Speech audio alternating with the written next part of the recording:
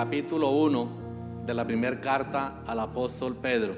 Voy a compartirles desde el versículo 3 en la versión NTV, Nueva Traducción Viviente, no sé cuál usted trae hoy.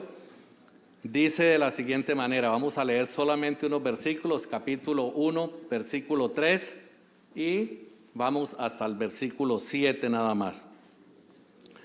Bendito sea el Dios y Padre de nuestro Señor Jesucristo, quien según su gran misericordia nos ha hecho nacer de nuevo a una esperanza viva mediante la resurrección de Jesucristo de entre los muertos, para obtener una herencia incorruptible, inmaculada y que no se marchitará, reservada en los cielos para ustedes. Mediante la fe, ustedes son protegidos por el poder de Dios para la salvación que está preparada para ser revelada en los últimos tiempos, en los cuales ustedes se regocijan grandemente, aunque ahora por un poco de tiempo sí es necesario sean afligidos con diversas pruebas, para que la prueba de la fe de ustedes, más preciosa que el oro que perece, aunque probada por fuego, sea hallada que resulta en alabanza, en gloria, honor, en la revelación de Jesucristo. Amén. Damos gloria al Señor por su palabra. Bueno, le coloqué como título, no soy amigo de colocar títulos a los mensajes, pero quiero hablarles de la fe genuina, la fe que vence al mundo. Y sabemos que esta carta del apóstol Pedro se la escribe a un grupo de cristianos que están pasando por un momento difícil de persecución, pero vale resaltar a Pedro, recordarles quiénes somos en el Señor. Y yo creo que eso es importante. En el momento en el que estemos nosotros atravesando es importante saber quiénes somos nosotros en el Señor. Porque olvidamos, somos tan olvidadizos y muchas veces nos abruman los problemas, las situaciones y olvidamos realmente quiénes somos, a quién le pertenecemos.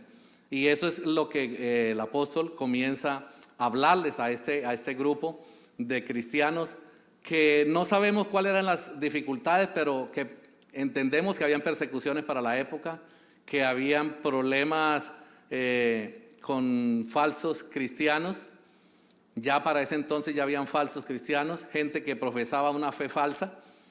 Entonces, todo este tipo de cosas que la iglesia primitiva enfrentó, Pedro está animando a la iglesia y le está recordando y le está diciendo quiénes somos y quién es nuestro Dios. Y de la forma como Pedro se dirige al Dios que nos llamó, al Dios que nos escogió antes de la fundación del mundo. No es casualidad que usted hoy esté en este lugar, no es casualidad de que nosotros hayamos tomado la decisión de seguir al Señor. Fue el Señor el que, antes que nosotros, Él nos escogió y por eso estamos aquí y por eso podemos darle gloria al Señor.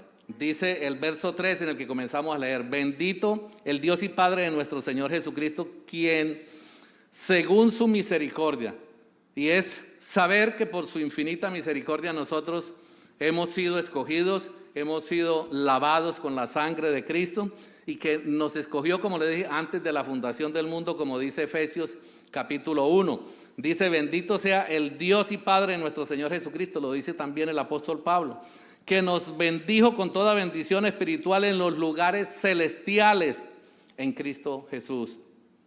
Él nos bendijo ya, Él nos escogió ya. Entonces tenemos que tener claro quiénes somos, a quién le pertenecemos. Según nos escogió en Él antes de la fundación del mundo, dice el versículo 4. Según antes de la fundación del mundo, para que fuésemos santos sin mancha delante de Él. Es decir, que Él, antes de que nada existiera, ya el Señor había hecho un plan con su vida, había hecho un plan con nuestras vidas. Ya Él lo tenía todo programado, su propósito, ya su decreto ya había sido dado. Y por eso estamos en este lugar, por eso estamos aquí. Dice, en cómo nos escogió, en amor, habiéndonos predestinado para ser adoptados hijos suyos, dice Pablo en el libro de Efesios. En amor, porque nos ama. Cuando nosotros le mordíamos la mano y le decíamos que no, cuando éramos sus enemigos y le dábamos la espalda, el Señor en amor nos escogió. habiéndonos predestinado, lo determinó de esa manera para ser adoptados hijos suyos. Y ahora entonces entendemos que somos hijos de Dios, que fuimos escogidos, que nos destinó, que nos predestinó para que nosotros tuviéramos esa herencia de ser hechos hijos de Dios. Y eso es algo glorioso. Sabe que todas estas verdades que nosotros sabemos y que de pronto las guardamos en el corazón y caminamos con la cabeza gacha, caminamos como si realmente no tuviéramos esperanza, porque nos agobian los problemas. ¿Y por qué está así? Porque hay problemas en mi hogar, con mis hijos, porque la economía, porque el trabajo, porque no hay trabajo, porque tengo mucho trabajo. Pero siempre hay situaciones en las cuales enfrentamos y parece que esos problemas se convirtieran en que fueran mayores que lo que nosotros hemos recibido de parte del Señor. Así que debemos nosotros gozarnos en amor, habiéndonos predestinado para ser adoptados hijos suyos por medio de Jesucristo, conforme a Él le plació, conforme al beneplácito, conforme se le dio la buena gana al Señor. Él es soberano, ¿cierto? Porque hablamos de la soberanía del Señor, pero cuando llegamos a estos temas, comenzamos a pelear con la soberanía del Señor. No, pero es que eso no puede ser así. Él lo quiso de esta manera, nos escogió y nos salvó. Usted no está siendo salvo, usted fue salvo. Si usted ha creído fielmente en el Señor, si usted se arrepintió, si usted nació de nuevo, usted es salvo. No va a ser salvo, usted es salvo. Estamos en un proceso de santificación, estamos en un proceso donde el Señor está tratando con nuestra vida. Y eso tenemos que tenerlo claro. Ese proceso también Dios es soberano en ese proceso. Y no es de pronto en ese proceso el soberano el diablo, no lo es Él. Que Dios lo utilice como un instrumento es otra cosa, pero el soberano es el Señor. Y es lo que tenemos nosotros que tener claridad en esas cosas. Y si eso es así, entonces ¿por qué estamos tristes? ¿Por qué nos agobiamos? Amén. ¿Por qué nos agobiamos? Debemos estar entonces alegres. Dice, ¿para qué nos salvó? Dice, para obtener una herencia incorruptible. Es decir, que nuestra herencia no se va a deteriorar. No son las cosas del mundo, lo que se van a deteriorar son las cosas del mundo. El oro, la plata, la finca, el templo, las sillas se van a acabar. Todo lo que tenemos, los zapatos, la ropa se deteriora, pero no se va a deteriorar la herencia que el Señor tiene reservada para sus hijos, mis queridos hermanos. No se va a deteriorar, es incorruptible, es inmaculada, no se mancha por nada, no se puede corromper con nada, no se mancha con el pecado. Lo que el Señor tiene reservado para nosotros, déjeme decirle, no se marchita tampoco, es inmarcesible, no se desvanece, no se deteriora, ni se disminuye tampoco. Así que nosotros tenemos que tener ese gozo, esa alegría de saber de que el Señor lo preparó anticipadamente todo para nosotros. Es decir, esa fiesta que el Señor ya tiene está allí guardada. Que nosotros tenemos que enfrentar luchas, que tenemos que luchar todos los días con el pecado. Sí, eso es verdad. No podemos negar eso, es una realidad. Pero el Señor tiene el control de todas las cosas, porque el texto lo dice. Y si usted mire el verso 5 que leíamos, ¿qué dice? Que sois protegidos por el poder de Dios mediante la fe. Amén. Somos guardados por Dios por medio de esa fe. Y esa fe no es esa fe que usted dice tener, que la tenemos porque nos la dieron. Así como la salvación fue un regalo de Dios por la gracia del Señor, la fe también es un regalo de parte de Dios. Y si usted tiene esa fe, y si usted fue salvo, entonces ¿cuál es el problema? Estamos protegidos, estamos guardados por medio del Señor.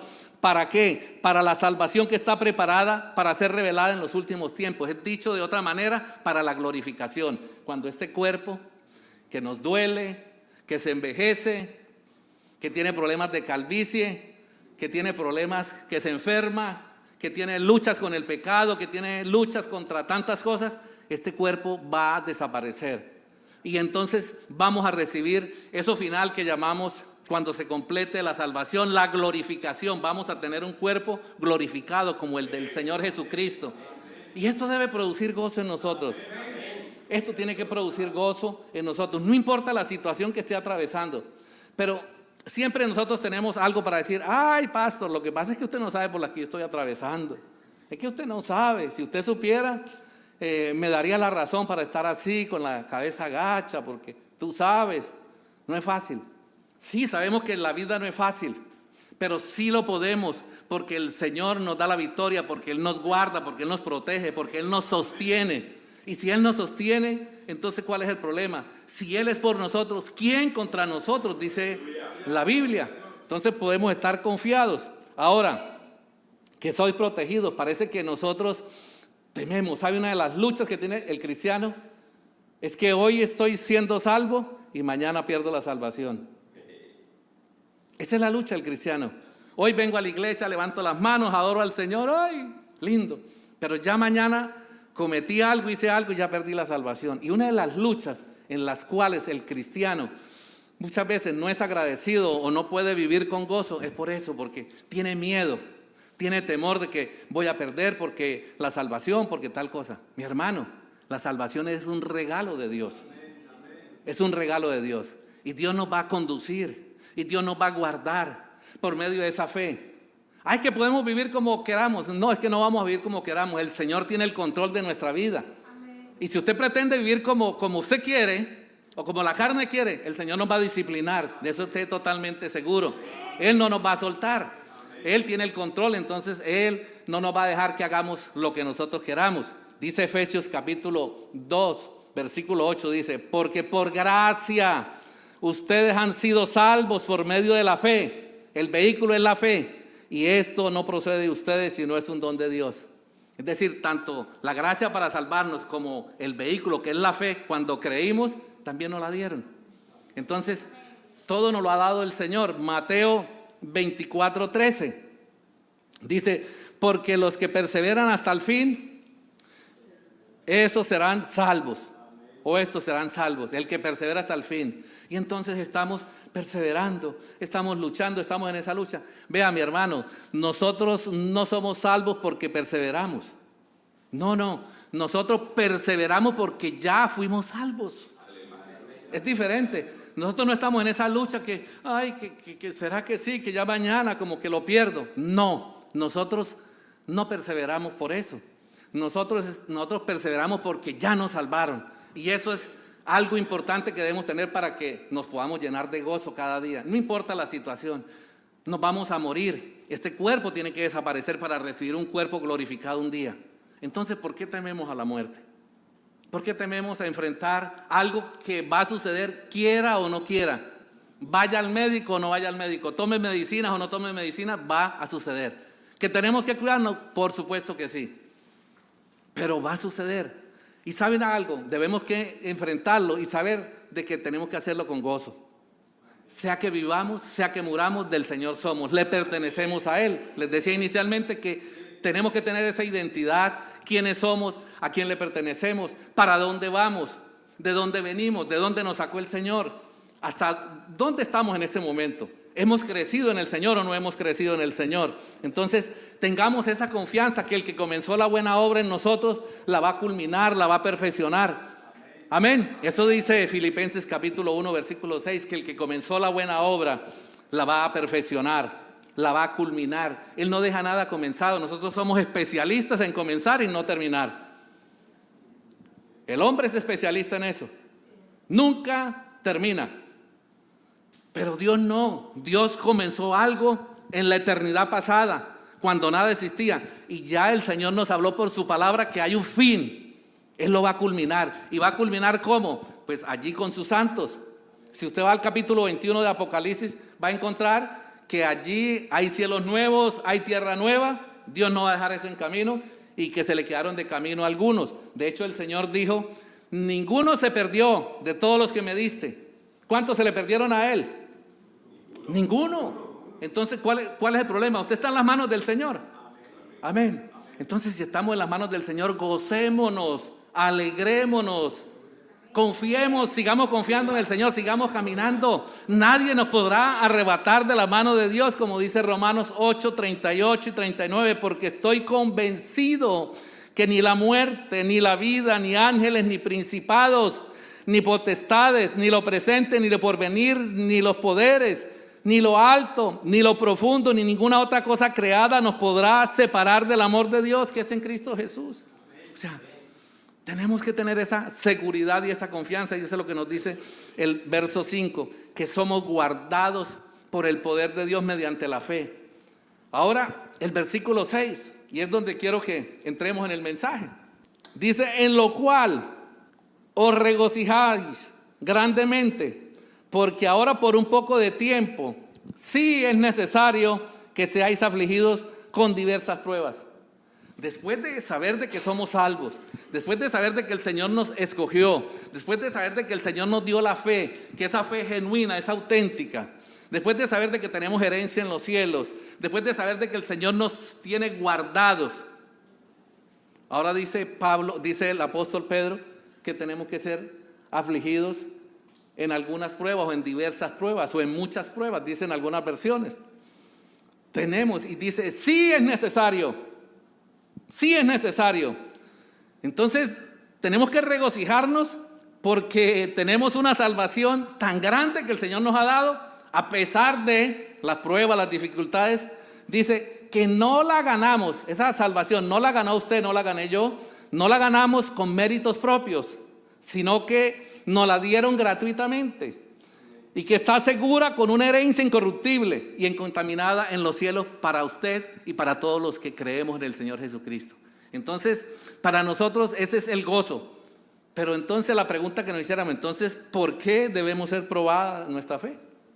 Si el Señor nos la dio, ¿por qué debe ser probada nuestra fe? Y el mismo texto lo dice, porque es necesario. Sí es necesario, porque es necesario que el cristiano sea transformado por medio de las pruebas. Nuestra fe sea refinada y Cristo sea revelado, Cristo se muestre en nosotros.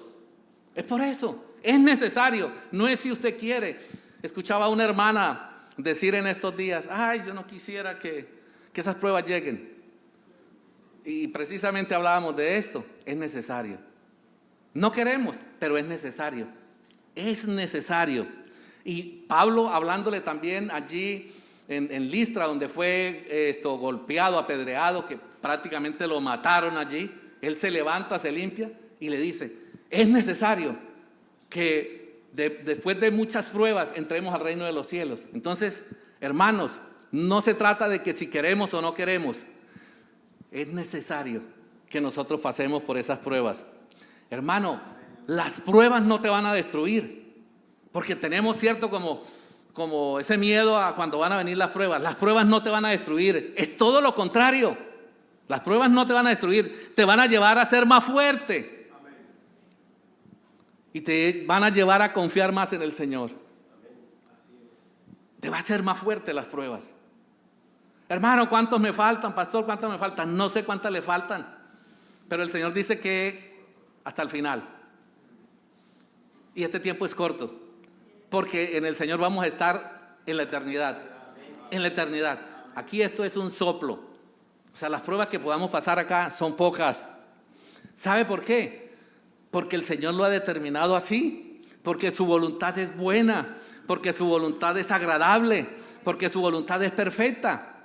Y Él es el que nos permite esas pruebas. Así que las pruebas vienen de parte de Dios. Las pruebas no vienen de parte del diablo. Porque atribuimos siempre que viene algo a reprender al diablo. Si las pruebas vienen de parte de Dios. Dios es el que permite esas pruebas. Pero nos han enseñado de que no, que es el diablo. Y vemos que no es así. Si usted mira el libro de Ruth, capítulo 1, versículo 20, dice, y ella dijo, no me llames Noemí, llámeme Mara, porque el trato del poder del poderoso me ha llenado de amargura. Llena me fui, pero vacía me ha hecho volver el Señor. ¿Quién fue el que que le llevó y la trajo? El Señor, no el diablo. Y lo dice también Job. Job también dice de la misma manera, Jehová dio y Jehová, él no dice el diablo me quitó. Y ustedes saben la historia de Job, la han estudiado. Entonces, ¿quién le dio y quién le quitó? Dios.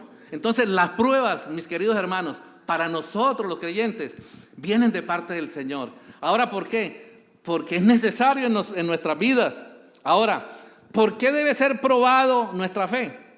Preguntamos, ¿por qué debe ser probado? Ahora, ¿para qué debe ser probada nuestra fe?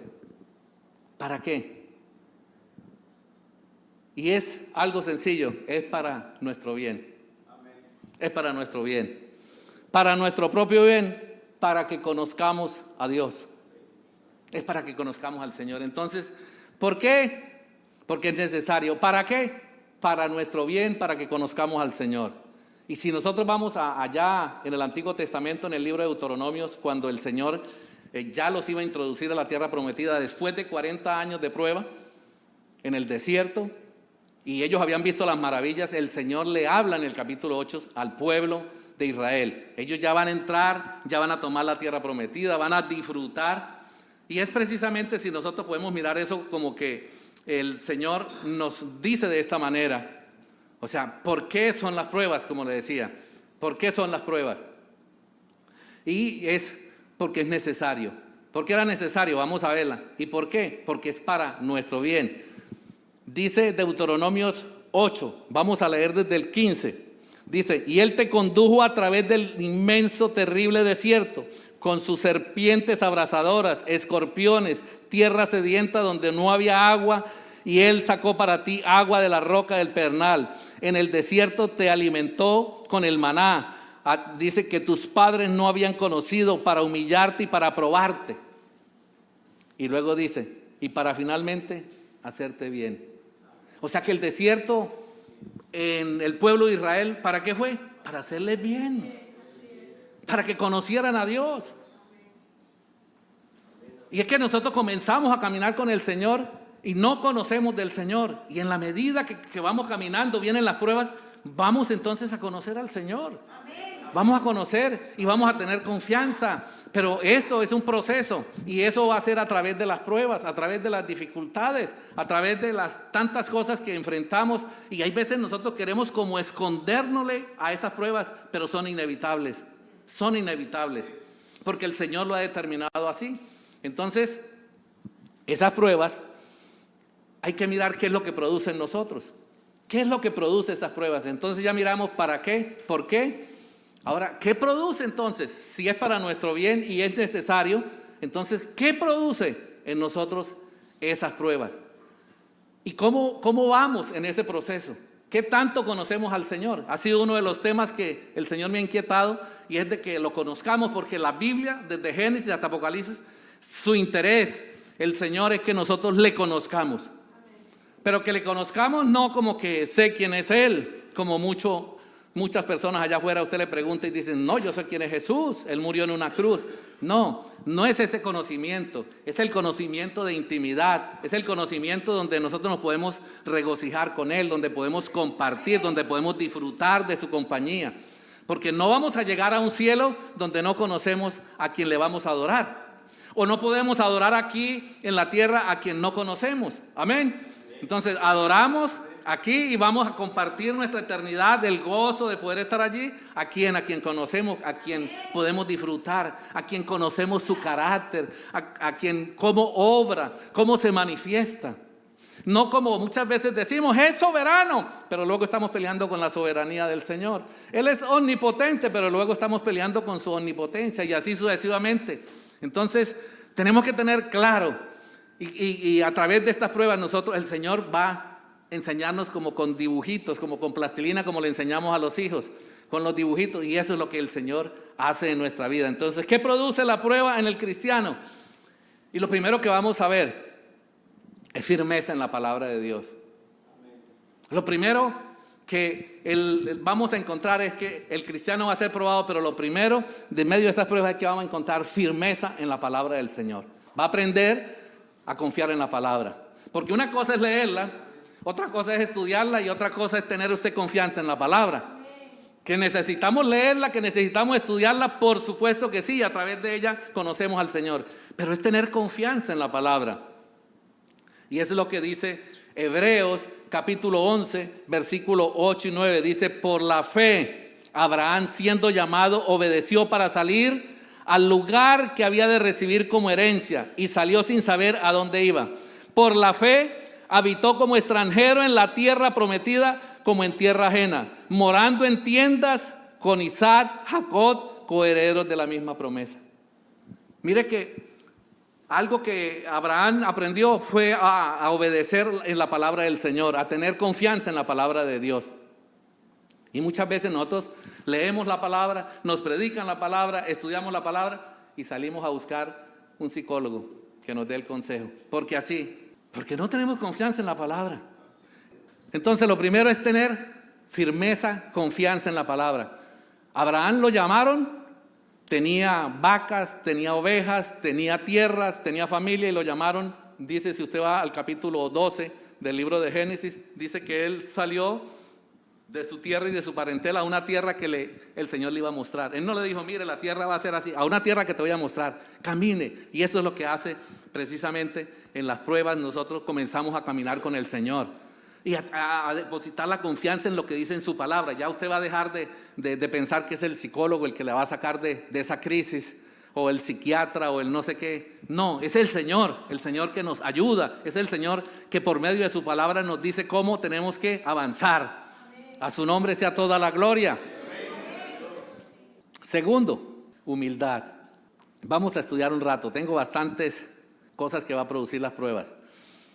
Humildad. No sé cómo andamos de humildad. Y entonces el Señor va a tratar por medio de las pruebas para hacernos humildes. Para hacernos humildes. Si usted mira Job 1:20, ustedes han leído muchas veces Job, lo han estudiado, pero mire qué dice Job 1:20. Entonces Job se levantó, rasgó su manto, rasuró su cabeza y se postró en tierra y adoró y dijo: desnudo salí del vientre de mi madre, desnudo volveré allá. Jehová dio, Jehová quitó, sea bendito el nombre de Jehová. ¿Sabe que las pruebas nos van a llevar a humillarnos? No nos damos cuenta y decimos, no, es que yo soy muy humilde, y no somos la mata de la arrogancia, de la altivez. Somos prepotentes, somos altivos, pero nosotros nos creemos. Esa es la mentira, que nos miramos en el espejo y decimos, no, es que soy muy humilde. No, pero el Señor que nos conoce. ¿Por qué? ¿Por qué es que somos probados? Porque es necesario. ¿Para qué?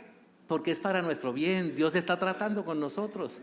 Dios está tratando con nosotros. Y Dios va a permitir cosas en nuestra vida para humillarnos, pero para que aprendamos a ser agradecidos. Para que aprendamos a ser agradecidos. Y es el tercer punto, la gratitud. Si usted se humilla, va a ser un buen adorador.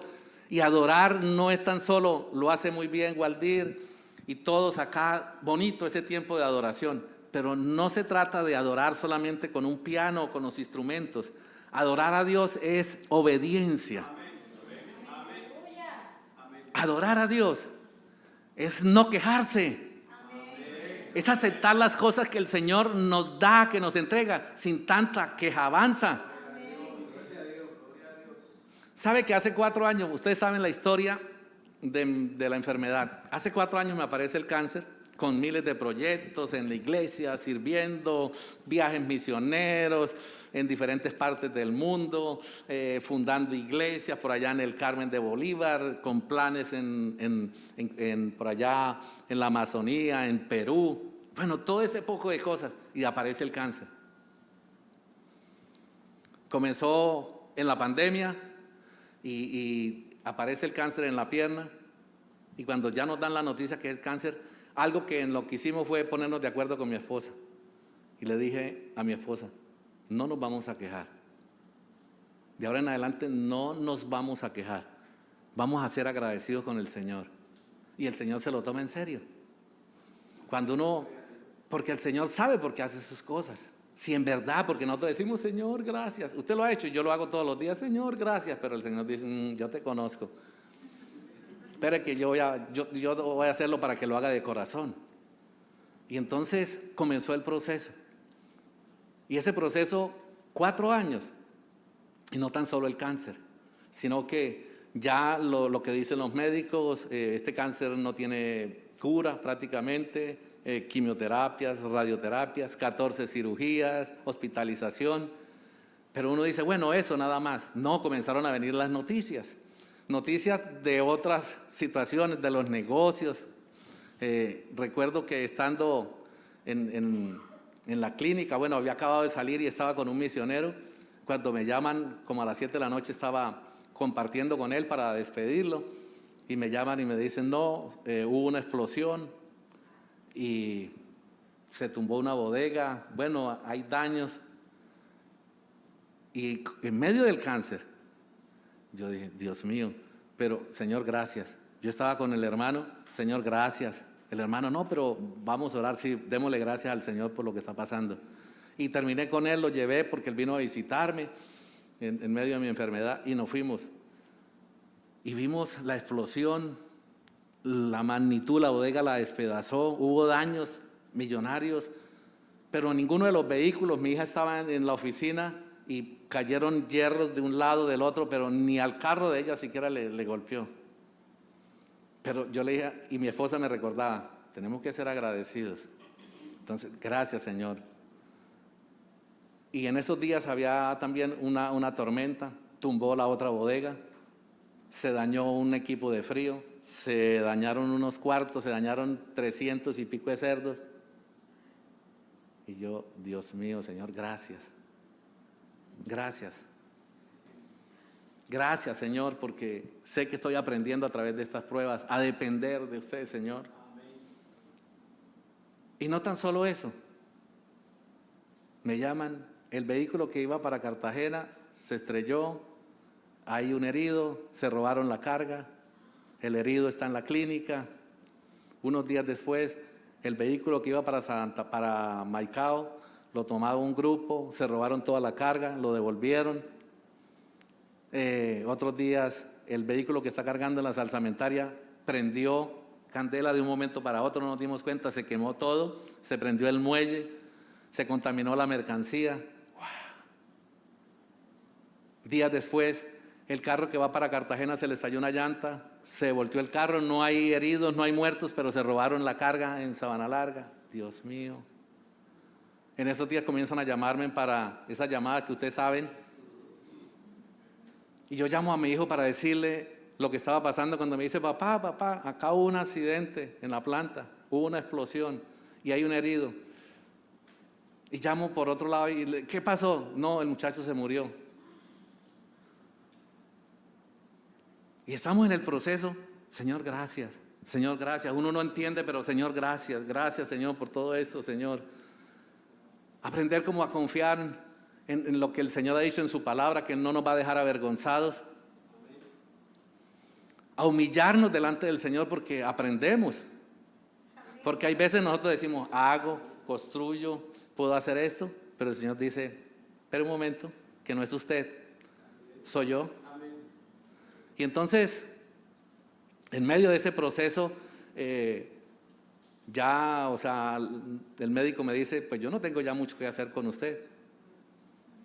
Y aparece otro médico y me dice, tenemos que hacer un examen, un PET scanner para mirar cómo vamos a ver qué podemos hacer. Y me hace y me dice, bueno, pues tiene metástasis en el pulmón, en el tórax y en la cadera.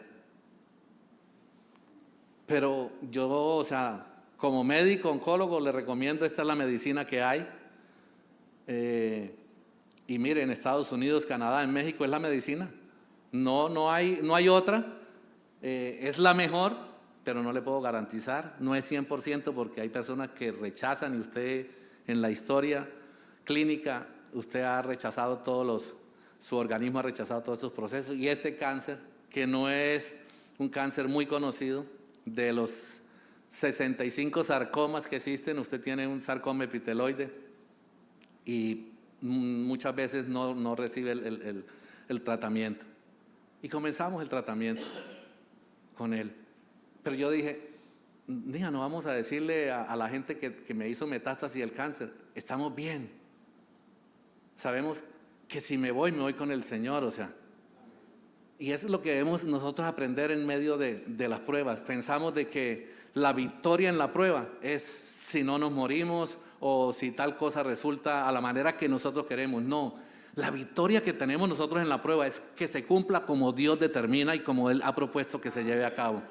Y eso es lo importante, que Dios cumpla ese propósito, que nosotros podamos salir probados de esa prueba, pero que se cumpla, que haga en nosotros. O sea, si es verdad que nos ha enseñado a ser humildes, si es verdad que somos agradecidos con el Señor, si nuestra vida ha sido transformada por el Señor, y es lo que nosotros tenemos que ver. Jod fue agradecido, porque aun cuando su mujer, su esposa, le dijo que maldijera a su Dios y se muriera, Jod dijo, ¿qué fue lo que respondió? Mujer, hablas como una mujer necia. Si de Dios sabemos recibir lo bueno, ¿no sabremos recibir también lo malo? Y a pesar, dice que de eso, Jod no pecó. Y es precisamente, o sea, saber de que esto que viene, mira, sabe, las luchas, todo esto que le he comentado, ¿sabe cuáles eran las luchas? De mucha gente que se acercó.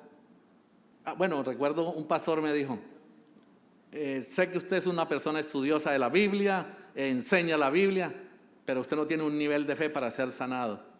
Otros me dijeron, estando en la clínica, desconéctese de esos aparatos y declárese sano. Otro se dio a la tarea a ir a la casa a visitarme, a decirme, es que usted no ha sido sanado porque usted no ha sanado su corazón. Vea usted. Y infinidad de personas que me llamaban, es que usted no ha crecido en fe. Pues sí, yo creo que todos tenemos que crecer. Eso estoy totalmente seguro, que las pruebas nos van a llevar a crecer. La fe crece, es como una semilla. Cuando los apóstoles el Señor le pidieron fe, aumentanos la fe, el Señor le dijo, reciban fe. No, le dijo, si tuviera fe como un grano de mostaza, ¿qué dijo?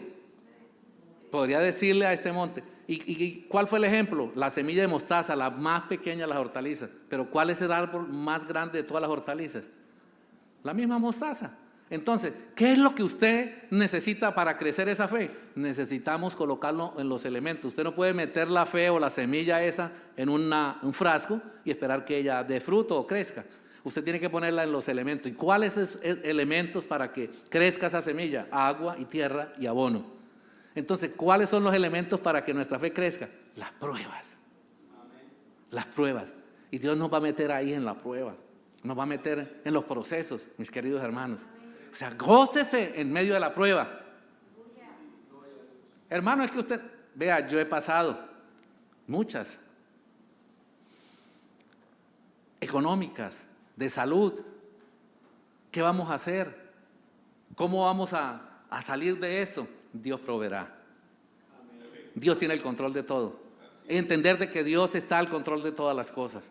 Entonces, eso es ser agradecido con el Señor. No es por qué, Señor, me manda esto. Yo escuchaba a otros, Señor, y de hecho iban allá algunos a decirme, pero si usted es un siervo de Dios, le sirve, trabaja en las misiones, ¿cómo es que Dios le va a permitir esto? Usted no puede estar enfermo, Dios no le puede permitir. Yo le decía, ¿cómo? Y incluso tuve ciertas discusiones con algunas personas. De hecho, una persona me llamó y me dijo que la oración era para que me sanara.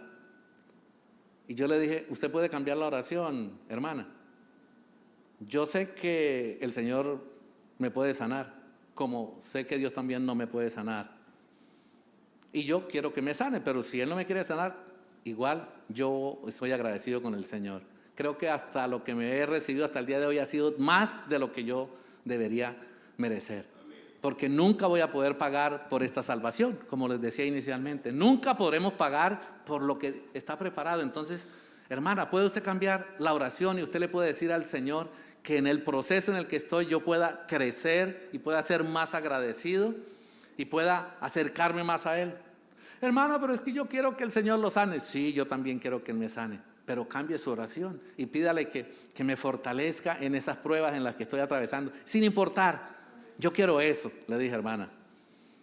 Y todo este tipo de cosas, porque eso lo vamos a enfrentar en las pruebas. Usted mira el libro de Jod y a Jod le dijeron, saque lo que tiene por ahí escondido. Y eso me lo dijeron a mí muchas veces. Hermano, todo eso que usted está pasando, usted no tendrá algo escondido por ahí. Algunos se atrevieron a decírmelo, otros tal vez no se atrevieron. Pero es así.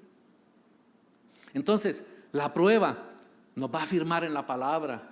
nos va a humillar y nos va a enseñar a ser humildes, pero esto nos va a llevar a ser agradecidos. Pero ¿sabe algo? También nos va a dar paciencia.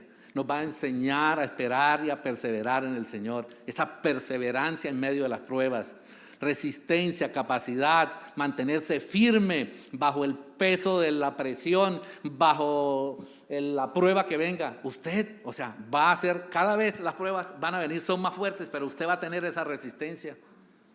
Y tenemos que entender eso. Y eso dice Romanos 5, versículos 3 y 4. Dice, y no solo esto, sino que también en nuestros sufrimientos, dice, porque sabemos que el sufrimiento produce perseverancia, la misma paciencia o perseverancia, resistencia, dicha de otra manera.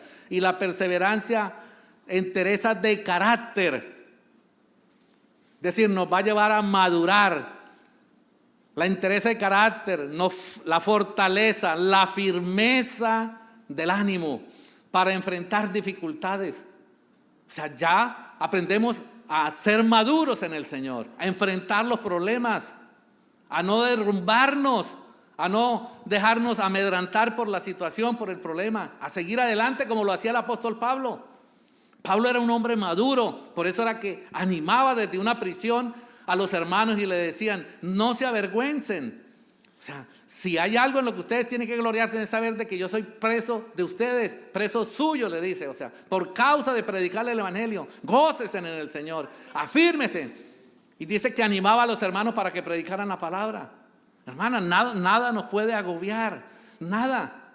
Vea, ni el cáncer, ni las explosiones, ni los robos, ni nada de lo que pasó impidió que yo predicara el evangelio durante todos esos tiempos. En la iglesia, no, que le cortaron la pierna al hermano.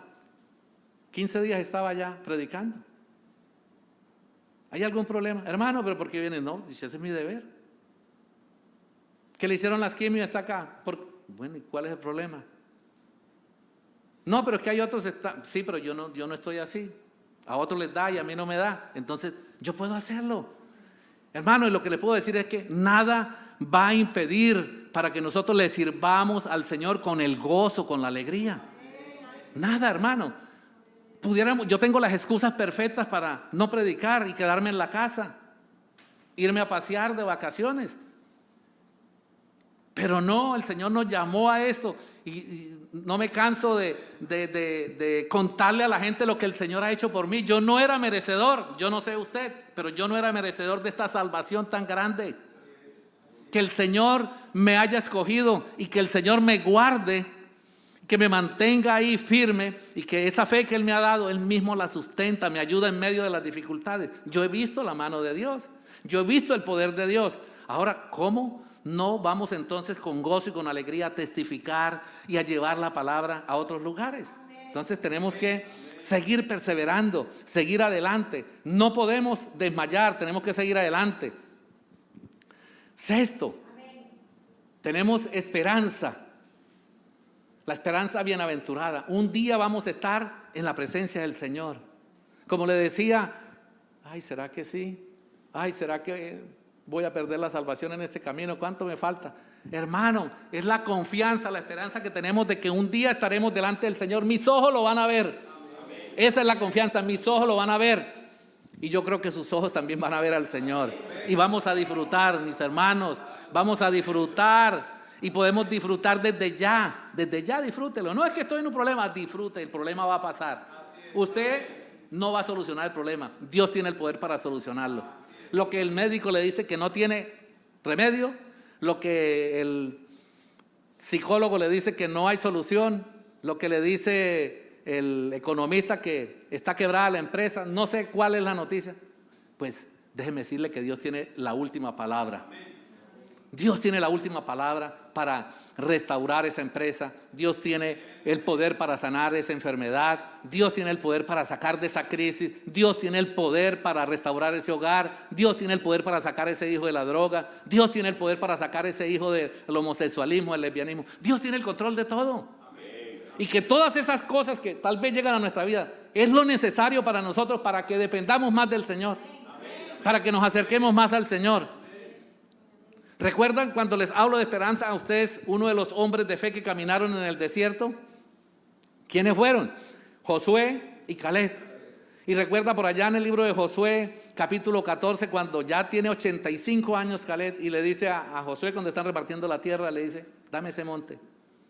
Porque tales, recuerda que el Señor habló a través de Moisés hace 45 años atrás, se lo estoy parafraseando, hace 45 años atrás, y me prometió ese monte. Y allí están los anaseos, allí están esos gigantes, pero dame ese monte. Porque tal son las fuerzas, cuando tenía 40, ahora con 85, mis fuerzas son las mismas, siguen siendo las mismas, dámela porque yo sé que el Señor está conmigo y yo voy a conquistar y yo voy a derribar esos gigantes. Y a eso es que el Señor nos quiere llevar, a que nosotros tengamos esa esperanza, esa confianza en el Señor, que en el Señor, o sea, venga lo que venga, nuestra confianza, nuestra esperanza en esa salvación que el Señor ya nos la dio, podamos estar seguros, podamos estar confiados.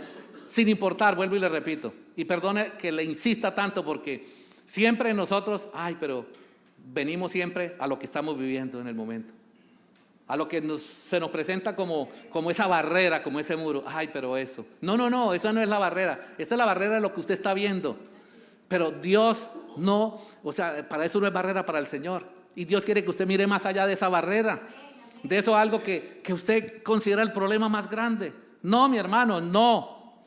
El Señor nos quiere llevar mucho más allá y quiere que vayamos a la dependencia del Señor. Nos quiere llevar a una dependencia al conocimiento de Dios, que realmente tengamos esa confianza, que cuando el Señor dice algo, estamos atravesando y el Señor dice quieto. Recuerda cuando David iba a las guerras y siempre oraba al Señor y le decía, Señor, ¿cómo hago? Y el Señor, espere, no los ataque, lo van a atacar. Espere por la retaguardia, pero siempre en medio de los procesos esperaba en el Señor. ¿Cuál es el problema de nosotros? Que en medio de la prueba buscamos soluciones humanas, buscamos cómo nosotros salir. Deja que Dios obre, deje que Dios es el que tiene las directrices, es el que sabe cómo mover las fichas. Nosotros las movemos mal y siempre que la movemos la embarramos. Pero el Señor dice, bueno, ahí va a seguir hasta que no sea aprobado en la prueba, no va a salir. ¿Sabe? Y esa madurez de esa dependencia la podemos ver en Abraham. Recuerda que Abraham caminó con el Señor, pero en el capítulo 22 del libro de Génesis, ¿podemos leerlo? Génesis 22. Vamos a leer los 8 primeros versículos. Yo se lo voy a leer acá en la Biblia de las Américas. Y miremos la confianza de un hombre maduro que fue llamado amigo de Dios. Aconteció que después de estas cosas Dios probó a Abraham y le dijo, Abraham, y él respondió, heme aquí. Y Dios le dijo, toma ahora tu hijo, tu único, a quien amas, a Isaac, y ve a la tierra de Moriah y ofrécelo allí en holocausto sobre uno de los montes que yo te diré. Versículo 3. Abraham se levantó muy de mañana, aparejó su asno y tomó con él a 2 de sus mozos y a su hijo Isaac. Y partió leña para el holocausto y se levantó y fue al lugar que Dios le había dicho. Y al tercer día alzó Abraham los ojos y vio el lugar de lejos. Entonces Abraham dijo a sus mozos, quedaos aquí con el asno. Yo y el muchacho iremos hasta allá, adoraremos y volveremos a vosotros. ¿Había confianza? Volveremos, no dijo vuelvo, volveremos. El verso 6, ¿qué dice? Tomó Abraham la leña del holocausto y puso sobre Isaac su hijo y tomó en su mano el fuego y el cuchillo. Y los dos iban juntos. Habló Isaac a su padre Abraham y le dijo, Padre mío. Y él respondió, heme aquí, hijo mío. Y dijo Isaac, aquí está el fuego y la leña, pero ¿dónde está el cordero para el holocausto? Mire que aquí vemos que ya ahora es el hijo el que le está diciendo, papá, ¿y dónde está el cordero?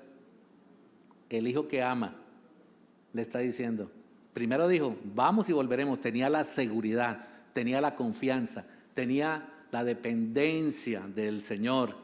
Conocía quién es Dios. ¿Y qué le respondió él? Dios se proveerá de cordero. Eso es confianza. Y dice, la Biblia dice que Él recibió a su Hijo como de entre los muertos. O sea, la confianza que debemos tener en el Señor. Y Dios nos quiere llevar a eso, a que confiemos plenamente en el Señor. Que si el Señor nos está pasando por las difíciles pruebas, que son difíciles, nosotros estamos aprendiendo. Es para su bien, es para que nosotros maduremos. Es para que nosotros sea conformado Cristo en nosotros, para que sea mostrado Cristo en nosotros, para que cuando nos pisen el callo no salga el yo, sino que se vea Cristo. Es lo que el Señor quiere, que Cristo quiere mostrarse. Cuando nosotros vemos a Pablo, a Pedro y a todos y conocemos la historia de ellos, cómo se condujeron antes, cuando comenzaron a caminar con el Señor, en el caso de Pedro, pero vemos a un Pedro en el cual hoy estamos leyendo, un Pedro aconsejando, un Pedro transformado, un Pedro maduro, un Pedro que ha confiado en el Señor, que ya les está diciendo, le está diciendo a la iglesia que el Señor le está llamando, que le quedan pocos días, pero que ha sido un hombre que ha caminado con el Señor y ha aprendido. Y nosotros aquí no aprendemos porque somos viejos en el Señor. Nuestra fe no es por los años que tenemos, es por las pruebas, y por medio de esas pruebas lo que nosotros aprendemos y dejamos que Cristo se manifieste en nuestras vidas. Y para culminar, debemos tener esa confianza y esa seguridad. No podemos nosotros caminar, andar con esa como que somos y no somos. El Señor quiere que caminemos con esa confianza. ¿Y cómo es? El mismo versículo 7 donde iniciamos de Primera de Pedro. Dice, estas pruebas demostrarán que su fe es auténtica. Puede leerlo en la versión que leímos inicialmente, la NTV. Estas pruebas demostrarán que su fe es auténtica. Mi hermano, si usted está siendo probado, usted se ha mantenido, usted ha estado ahí permanente en el Señor, hermano, está diciendo la palabra, su fe es auténtica. Su fe está siendo probada como se prueba el oro por el fuego, pero esa fe es más valiosa. El oro perece, pero esta fe no va a perecer. Está siendo probado de la misma manera que el fuego prueba y purifica el oro, aunque la fe de ustedes es mucho más preciosa que el mismo oro. Entonces su fe, dice, al permanecer firme, dice, en tantas pruebas les traerá mucha alabanza. En la medida que usted más se ha probado, usted más se goza en el Señor. Usted disfruta más al Señor. Yo he aprendido a disfrutar más al Señor ahora, sin la pierna, sin cabello, sin muchas cosas, pero he aprendido a disfrutar más al Señor. Me regocijo más en el Señor y creo que todavía me falta mucho. Entonces, el propósito de Dios al permitir esas pruebas es confirmar la realidad de la fe en cada creyente. Eso es lo que Él quiere, confirmar nuestra fe en cada creyente. Dios quiere confirmar que esa fe es genuina en cada creyente. Eso es lo que el Señor quiere. Y si el creyente dice en las pruebas permanece fiel en el Señor, entonces puede estar seguro que su fe es genuina. Podemos estar seguros que la fe es genuina. Y es lo que dice Hebreos 10:37. Pues dentro de muy poco tiempo, dice, el que ha de venir vendrá y no tardará. Mis queridos hermanos, sabe que nos hemos aprendido algunos textos bíblicos y lo hemos puesto como un cliché. Cristo viene pronto. Cristo viene. Y eso está en boca de todos los cristianos. Pero en verdad, ¿usted tiene esa convicción de que viene y usted se va con Él? ¿O que si usted parte de esta tierra se va con Él? Y eso es lo que está diciendo el escritor de Hebreos. Pues dentro de muy poco tiempo, el que ha de venir vendrá, no tardará, Él va a venir. Hace 1900 años escribieron eso. Estaban pasando por pruebas. Les habían quitado sus propiedades, sus casas, sus fincas, sus ganados. Algunos habían abandonado el evangelio, habían vuelto atrás al judaísmo, pero habían otros que estaban ahí, que seguían perseverando. Otros estaban en la cárcel. Otros estaban pasando por esas pruebas. Y le está escribiendo, creo que el apóstol Pablo, o el que escribió esta carta, pues dentro de muy poco el que ha de venir vendrá y no tardará. Y eso tiene que llenarnos de gozo. Eso tiene que llenarnos de alegría. El justo por la fe vivirá, dice, y si se vuelve atrás no será de mi agrado. Pero nosotros, ¿quiénes? Nosotros, diga nosotros. Pero nosotros no somos de los que retroceden. Nosotros somos de los que tenemos fe para la preservación del alma. Nosotros no somos de los que retroceden. Hoy hay fe de la que usted quiera. ¿De cuál fe? Como hay cafés. Hoy usted encuentra cafés de cualquier marca. Y así hay fe. Hoy hay superfe, la megafe, la superfe. Pero la fe que viene de parte de Dios es una sola. Y es la fe en la que confiamos en el Señor, que Él nos va a sostener en medio de la prueba, que Él nos está puliendo, que Él está haciendo su obra de arte, que Él está tratando con nosotros. Recuerde que hablamos, creo que la vez pasada, de lo que dice Efesios capítulo 2, versículo 10, que somos hechura suya. Y hablamos que la palabra hechura es poema. ¿Y de dónde viene la palabra poema? Nosotros somos su poema. Nosotros somos su obra de arte que está en proceso. ¿Cómo está en ese proceso? Estamos en medio de esas pruebas. Está quitando, está limando, está quemando cosas en nuestra vida que son necesarias. Escuche bien que nos decía la palabra, porque es necesario para nuestro bien. Dios está haciendo su obra de arte como Él quiere, no como usted quiere. Hermano, y si no hemos retrocedido, es porque somos de aquellos que no retroceden, de aquellos que el Señor está guardando, de aquellos que el Señor ha protegido y va a proteger hasta el día final. Venga la prueba que venga, vengan los carnavales, vengan las fiestas que vengan, el Señor nos va a guardar. Entonces, adelante, mis queridos hermanos, adelante, sigamos perseverando, no de la superfe, porque todas esas fe tuve que enfrentar en mi enfermedad y en todos estos procesos. Ahí llegaron los de la superfe, los de la megafe, los que declárelo, los que declaro, decreto. Y si declaro y decreto, entonces ¿para qué necesitamos a Dios? Si yo tengo poder para decretar, para declarar, ¿y para qué necesito a Dios? El que tiene el poder para decretar es Dios. El que tiene el poder para declarar es Dios. El que tiene el poder para hacer es Dios. Nosotros somos sus siervos y somos su obra de arte. Y saben, yo me gozo que el Señor me está formando como Él quiere. Y Él me quería calvo. Él me quería sin una pierna. Porque Él está haciendo su obra de arte.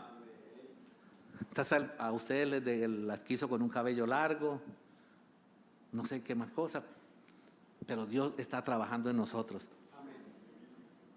Dios está tratando con nosotros. Pero ¿sabe algo? Yo quiero que usted salga de este lugar con gozo, con alegría, agradecido con el Señor, agradecido con el Señor, pero agradecido desde acá, no solamente desde acá, sino desde acá. Señor, gracias por lo que estás haciendo en mí. Gracias por trabajar, Señor, en mí. Lo necesitaba. Señor, yo sé que soy la maleta del orgullo, de la altivez, y era necesario esto en mí. Señor, yo sé que en mí está la incredulidad, pero Señor, tu fe está tratando con mi incredulidad. Así como aquel hombre le dijo, Señor, ayuda a mi incredulidad. Dios está tratando con nosotros, está tratando con el yo, porque el Señor ya tiene formado el que Él quiere. Y esto duele, mis queridos hermanos, pero Él va a culminar su obra. El que comenzó, Filipenses 1:6, el que comenzó la buena obra. No sé cuántos años lleva usted en ese proceso. Yo llevo 18. Yo no sé si usted lleva 30, 40, 5, 3 meses, pero el que comenzó la buena obra la va a perfeccionar, la va a terminar. Y Él no deja nada a medias. Su obra de arte va a quedar culminada. Culminada.